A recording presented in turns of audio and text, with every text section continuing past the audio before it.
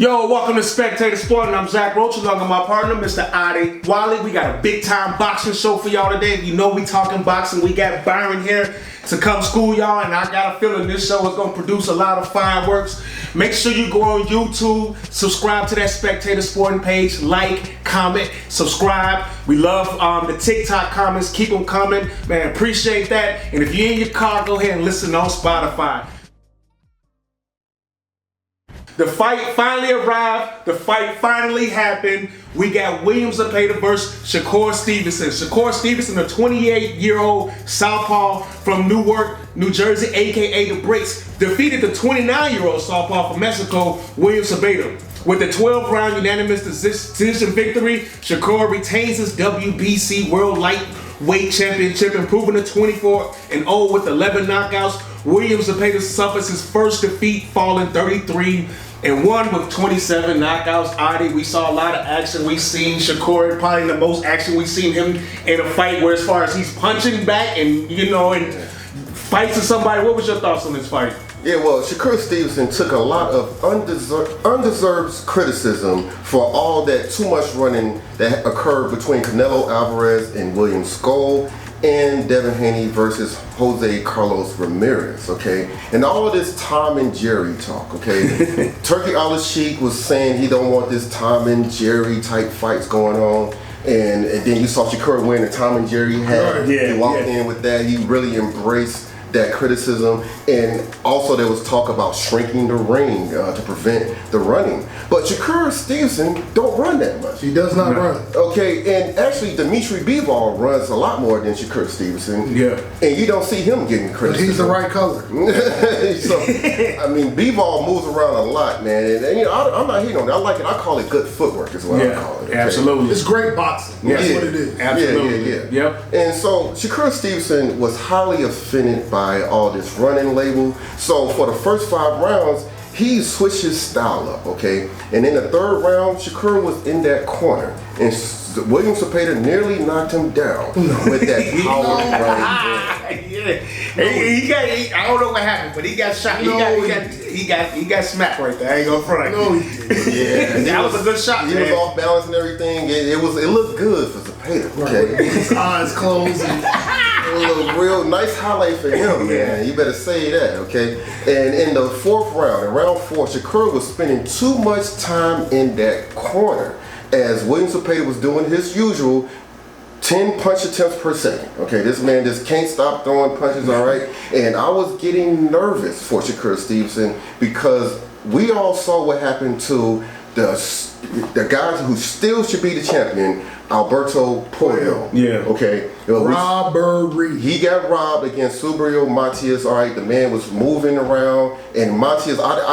I didn't know that you can get points from judges just because you walking towards a guy. Right. Okay. Walking, getting punched in the face. Just because you keep walking towards a man, that doesn't mean that you should win a round. Okay. I don't get it. All right. Facts. And so, but finally in the 6th round, Shakur Stevenson started fighting his fight. Okay. He stayed off the ropes. He had much more footwork, and he had some sharp and accurate 3 and 4 punch combinations.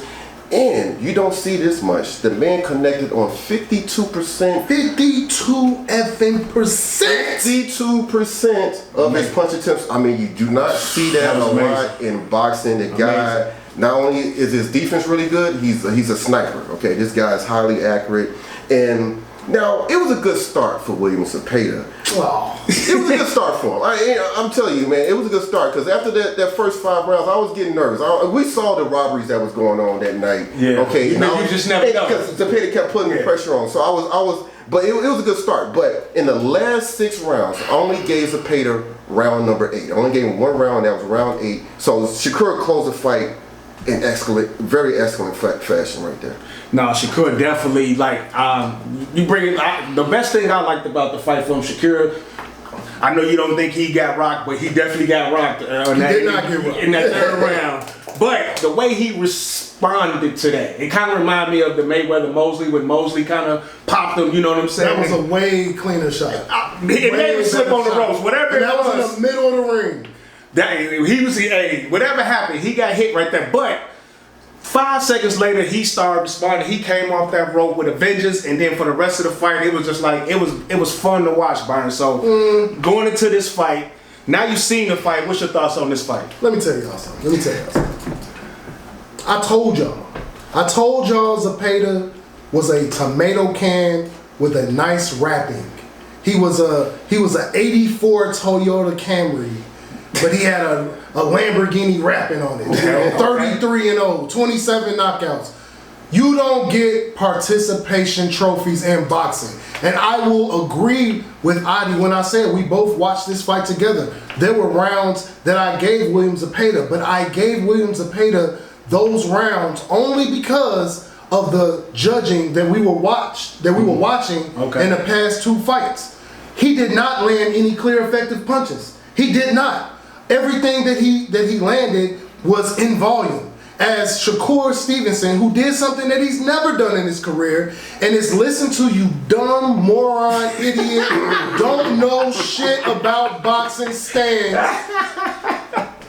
He dumbed his greatness down. He dumbed his shine down to show you that I can get on the level of your favorite fighter and I can still put belt to ass. Because that's what happened. It was belt to ass. This was not a close fight. This was not a competitive fight. William Zepeda was not his toughest opponent. He was a speed bump that Golden Boy Protection Agency has nestled to its bosom for years. And it is over. And you're not gonna get no participation trophy today. So I know y'all run into this video thinking that we're gonna sit here and talk good about another Mexican fighter that can't cut off the ring and can't fight an elite boxer. We're sorry that you're making bad choices on the fighters that you like. You should be a Shakur Stevenson fan because it's hard to hit him.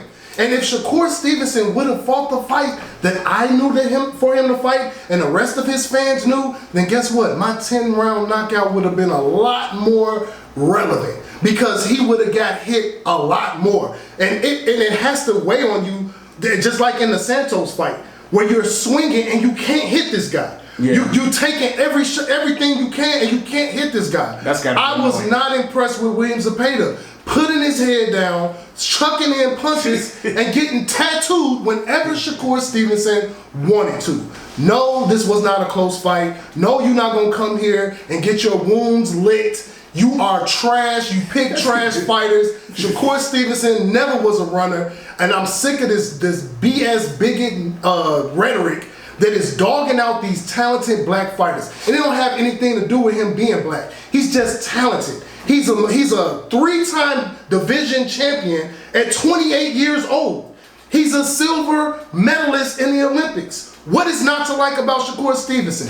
William Zepeda, I don't know where he's going to go after this, but I don't see him having anywhere near the career that Shakur Stevenson has. And shame on you morons for even putting him up on the pedestal where he was close to a guy this much better than him.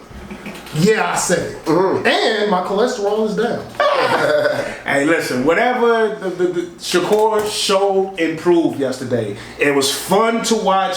He put on a show. And no one can go from this fight. Now, I know all of us 3 up here, we enjoy the defensive boxing, we enjoy the science of boxing, but you can't go and say that he can't go toe-to-toe with fighters because he showed himself, and he showed himself to have a chance. He showed you how weak William Zepeda is. Do you think he will lay on the ropes against a Tank Davis? Do you think he will lay on the ropes against a Keyshawn Davis? No, he would against not. De La Santos? No, he's right. He didn't even lay on the ropes compromised with Santos. He laid on the ropes to show you how weak this dude is. And when I said it, you took me as I'm attacking Mexican people. I don't like Mexicans. Even though I told you I like Virgil Ortiz, even though I told you I rooted for De La Hoya, it just runs off y'all. It's like y'all turn your brains off when you come to the comment section just to zero in on me. No, this was a shit opponent. Take it as a compliment. This was a shit opponent, man. And I don't understand how y'all didn't see that this was a shit opponent. But you're not going to come in here and throw shade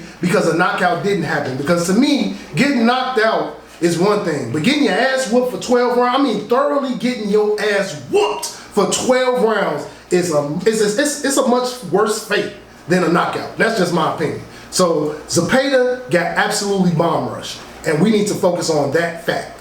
And then back to the Mexican fighter thing and the whole race thing. David Benavidez. One of my favorite fighters in boxing right now. Yeah. Who have you heard talk better about David Benavidez on this panel? Right. And, then like Boots Ennis. Yeah. And you talk shit about Boots Ennis and Tank Davis. Yeah. I do not like have a particular when it comes to racing fighters. You do something too stupid, I'm at you. You either can fight or you can't fight. Point blank. Yeah. And I do want to say this about William Zepeda, like the power. He throws a lot of punches. He threw damn near 1,000 punches this fight, but he didn't knock down Farmer, Tevin Farmer, and then you see Floyd Schofield knock him out in the first round. But Zepeda didn't even knock him down. Right. You know what I'm saying? Yeah. So he needs to do something to get some power. Nah, definitely. So now Shakur, obviously impressive. Beat Zepeda soundly, thoroughly. I mean, we all know that. Mm-hmm. So now the big question: we got a lot of things going on in his division. Mm-hmm. Brian, what's Shakur's what you think is going to be Shakur's next move, and what do you think personally should be his next move? Y'all know I don't like living in imagination land. Y'all know this. I talk about it a lot. I don't like living in imagination land, but right now, with Keyshawn Davis moving up to 140. Tank Davis can't keep his hands off women. That's crucial, right? It is simple. It is plain and simple. Shakur Stevenson is the face of the 135-pound division, and whoever wants to come up and face him to fight for that crown, then run up. Because I'm not going to sit here and say that a Tank Davis fight is going to happen, because I don't even think Tank Davis might beat Lamont Jr. if he makes it to that fight. He's clearly not focused. He's clearly not in training camp focusing on fighting a guy that beat him. So I can't really say what he's going to do, but I do know that Lamont Jr., he said that he wants to fight Shakur Stevenson. So I think if we really want to see 135 turn into the division that it's supposed to be, then we need to be on that bandwagon. We need to root for him to beat Tank, because if he beats Tank, he doesn't have any fear of Shakur Stevenson. He wants to fight Shakur Stevenson, and I think Shakur Stevenson will beat him and become the face of this division like I always thought he would be. You know, I don't think that Shakur Stevenson is going to run up to 140. You know, seeing how he made weight, like that man looked good making weight at 135. And I think we're going to have to leave him alone for a while as far as being in this division. Mm. So if you're looking at this division, who is he going to fight? You know, Lomo is gone. So I'm thinking that he's only looking at this Tank and Lamont rematch and saying, I want the winner of that fight. You know, I'm not going to fall for no turkey BS and try to get a fight at 140, because I think that's what's going to happen. They're going to offer him fights at 140. And if I'm Shakur Stevenson, the only fight that I'll take at 140, I won't take a Hitchens fight right now. I won't take a Keyshawn Davis fight, but I'll take a Tia female fight. So if Tia wants to go for 140, I'll move up. But I think he should wait to see what's going to happen for that Tank Davis fight and fight the winner of that for supremacy at 135, because I really feel like Shakur wants to unify that division, because he doesn't have any plan to move up to 140 right now. Right. Definitely. Adi, what's you? Shakur very impressive. Was actually laughing at William Zepeda through the whole fight. Through the fight. It was funny. So like obviously his talent level looks like it's on another level. Right. What's next for him? Yeah, Shakur Stevenson is the new king of the lightweight division. The old king, Tank Davis, is on a downward spiral towards self-destruction. Okay. I hope not. I hope the guy can turn his life around. I hope he can. It'd be great if he can win his fight against Lamont Rose Jr. But it's just looking like Mike Tyson in the '90s type shit. You know what I'm saying? It just looked like things are just crashing, and hopefully he does a 180 in his life. But it's looking like he's might be the beginning of the end for him, all right? And if he loses to Lamont Roach, it's curtains. Yeah, it's curtains. It's curtains. It's over. So that's a huge fight right there. If he fight him, if he's not in prison, I don't know what's going on. Well, he should have some time. He fighting him soon. No, I think that fight happens is after that fight. That's when it's going to be the problem. That's when he got to go to court. That's when it's going to be the problem. Okay, so, and Keyshawn Davis, He's gone. He's at the 140-pound division. He done moved up, so he's out of there. So the only lightweights that I can see presenting a tough challenge to Shakur Stevenson in the lightweight division is the young phenom Abdullah Mason. Ooh, I like that. He will fight for Keyshawn Davis' vacated WBO belt versus the British boxer Sam Notes, okay? And also, you got the IBF and WBC #1 contender from Cuba, Andy Cruz, okay? Andy Cruz, but he's most likely going to fight Raymond Danger Morataya for that IBF belt. And so, in the meantime, I'm going to agree with Byron. Fight the Reaper, Lamont Roach, even if he loses against Tank Davis, because I mean he really got robbed. He really got robbed in the first fight. And so if you can see, if he can go in there and fight Tank Davis, and it's a competitive fight, and he looks similar to how he did in the first fight against Tank, and he don't get knocked out and this and that, and fight Lamont Roach even if he loses. Just fight Lamont Roach next. And to you Abdullah Mason fans, I see that kid. I think he's talented, but I don't think he's on the level of Shakur. I think Shakur defensively is on a level that exceeds every prospect in this division. And it's even your favorite Andy Cruz, who y'all claim that Keyshawn Davis ducked. Everyone wanted him to fight him. But I think Shakur loves these guys because most of these guys are attack first type fighters. And y'all don't understand that plays right into his web. He likes those fighters. He likes aggressive punchers that need to get off offense because they play right into his trap. And I think he can outpoint anybody in this division. I think if you talk about Shakur pushing himself, then you talk about him moving to 140 because he's fighting bigger punches. And we can see with how many times that he hit Zepeda. I never said that Shakur had a lot of power. I think the power or the pop that he has is from not seeing his punches because he's very fast. He's a very sniper. And you can look at William Zepeda when he was running in. He was getting hit with stuff, and it was like he was still reacting, but he's like, damn. So it's about him. If he's gonna push himself, if Shakur's gonna push himself, it's gonna be at 140. But at 135, I think he take all comers. I got Shakur against everybody.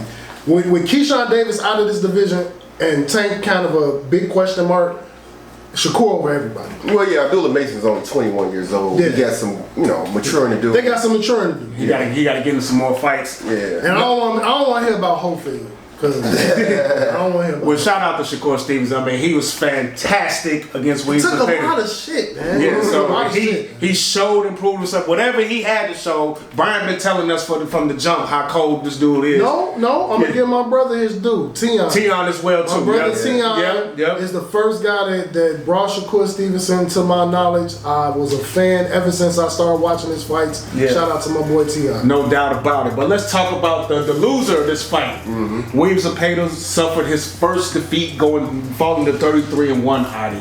What's next for him? I mean, obviously William Zepeda was outclassed, outmatched, outsmarted, everything against a guy like Shakur. What's next for him? Well, William Zepeda was 21 punches shy from throwing 1,000 punches against Shakur Stevenson, and no boxer had a better punch accuracy versus Shakur Stevenson than William Zepeda. He connected on 27% of his punches. Many boxers is below 20%. Against Shakur Stevenson, his was 27%, mainly because Shakur was stuck on the rope. I didn't like that. Okay, that was a little different for him, so he tried. I think he was experimenting with Zepeda almost. Yeah, it looked like it, but this man Zepeda, he can tell his grandkids, I was on some Sugar Shane Mosley shit. Well, Sugar Shane Mosley versus Floyd Mayweather, when he hit Mayweather and had him a little off balance and things like that, and William Zepeda, he didn't hurt him. He punched Shakur and he was all off balance and everything. It looked great. I had his ass. I almost had him. Like, y'all don't understand. Yeah, that was his chance to take him out, Yeah. But Turkey al-Sheikh, he wants Zepeda to fight the rising Cuban star Andy Cruz in the wintertime, okay? But the Golden Boy may have different plans for him, okay? Now, Kid Austin, Floyd Schofield's father, he was talking mad shit about Shakur Stevenson after the fight. He was criticizing Shakur Stevenson's performance against Zepeda. He was saying, oh, you should have knocked him out. You didn't knock him out and this and that. And the Kid Austin's coming off a knockout of Tevin Farmer in the first round. My thing with Kid Austin and all them, this is how you fix that. fight William Zepeda. Yeah. Not William Zepeda. Show him how you should have did this. How you should have did it. Yeah. Go. Still gonna get your ass whooped by Shakur Stevenson. Yeah. So I mean, I would say that, and then another guy there, De La Hoya, because I believe Kid Austin is in the same Golden Boy promotions with Zepeda. He is. So he might not want to do that. I don't know. We'll see. But if not, hey man, give Edwin De Los Santos his shot. Okay, he was supposed to fight Keyshawn Davis for the WBO belt. Keyshawn Davis came in overweight and everything, and so they stripped Keyshawn Davis. De Los Santos never did get that title fight for that WBO belt. Now it's going to be Abdullah Mason fighting Sam Noakes. All right, this man, Edwin De Los Santos, he's been out too long. I would like to see a Zepeda versus De Los Santos fight. Yeah. Okay, now Byron, I know how your feelings about Zepeda. You made it loud and clear, but what's next for him? He's a speed bump. I mean, just like Adi alluded to, I would like to see the speed bump used, as a good thing, or I can't call him a gatekeeper because I don't think he's good enough to be a gatekeeper. Even if you're a gatekeeper, you have to be good. And William Zepeda is only going to beat you with volume.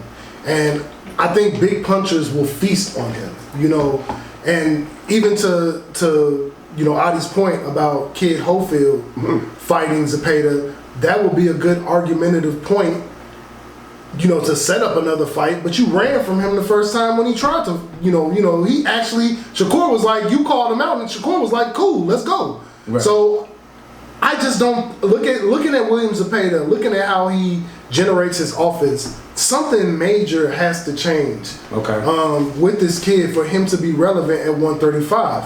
Now, there are a lot of fighters that can use William Zepeda's name and what's left of the hype that Golden Boy built for him at 135 to kind of push themselves closer to the top. Santos is one that I like a lot, but I think he knocks him out, rather viciously in the middle of that fight. And definitely Kid Holyfield trying to get that fight. But as far as William Zepeda pushing himself at 135, do you look to maybe go up? Because at 135, like you throwing 1,000 punches and you losing. I mean, I feel like going up is not a good idea because he's not hurting people at 135. Right. So even pushing back like this, you guys hype this guy, and I saw his body of work. I saw him against Farmer, and I'm like, he shouldn't be in the conversation at 135. So I think the only thing that's left is for his opponents to kind of dig off that William Zepeda. Put him on their resume. But as far put him on their resume. But as far as Zepeda, Zepeda got a name. He got a name. He has a name. Golden Boy. Shout out to Golden Boy. They'll give you a name. Shout out to Lion Garcia. But it's just what are you in the championship conversation at 135 if you're William Zepeda? Absolutely fucking not. Well, you know what? Here's the thing. I'm gonna disagree because we saw what Subriel Matias did against Alberto Puello. All he kept doing, he just coming forward throwing punches, okay? And the refs and the judges gave him the fight. So is Zepeda gonna keep coming forward throwing punches? The Tevin Farmer, I thought it was a draw the second fight, and the judges gave him the fight because Zepeda keep coming forward throwing punches. That's all he's doing. So he can get some decisions. And let me go right over the top of you and disagree with that because I felt like that actual Saudi judging was bullshit, and I thought that was set up for a close fight that they may have anticipated between Shakur and Zepeda. But it wasn't a close fight. But Pujo Alberto was absolutely robbed. If you look at that fight, the fighting that he did off the ropes, he basically gave you a blueprint of how to fight an overly aggressive fighter. He had his jab. Now his jab kind of tailored off in those middle rounds. But we watched that fight. We watched how he was in the championship rounds. How he was catching Matias coming in with that left and that left hook and that left uppercut to the body. He was catching that man all through the fight. He was shocked at that decision. That fight was not close. I had him winning that fight by 4 rounds. So I'm not going to say that is a style. Turkey, and that's another subject. He's showing himself to be another devil of boxing. The Eddie Hearns, the De La Hoyas. But he's way more powerful because he has way more money, and he's trying to actually alter how fighters fights. So he can set up fighters, and that's not good for the sport. That's bullshit. And that judging was very suspect in that fight. And that was a good fight. and they got robbed, you know, and they're gonna bank off that card. Every single fight was competitive, every single fight was good, but the judging was trash in those first 2 fights, and it needs to be said. And you can't even use that as a base, because ain't nobody saying that running at somebody with your head down is gonna win you a fucking fight, because that's bullshit. No, it shouldn't win you a fight. Yeah, you're right. Nah, so yeah, obviously Shakur Stevenson showed himself, so shout out to him. You've been watching Spectator Sporting. I'm Zach Roach, along with my partner, Mr. Adi Wally. Shout out to Byron. Make sure y'all go on Spectator Sporting YouTube page, subscribe, like, comment, keep coming at us on TikTok. Tell Byron how y'all really feel. All y'all's numbers. All y'all. Tell us how y'all really Every feel. single last one of y'all. Man, if you're in your car, listen on Spotify. But in the meantime, in between time, we out. Peace. Peace. Let's go.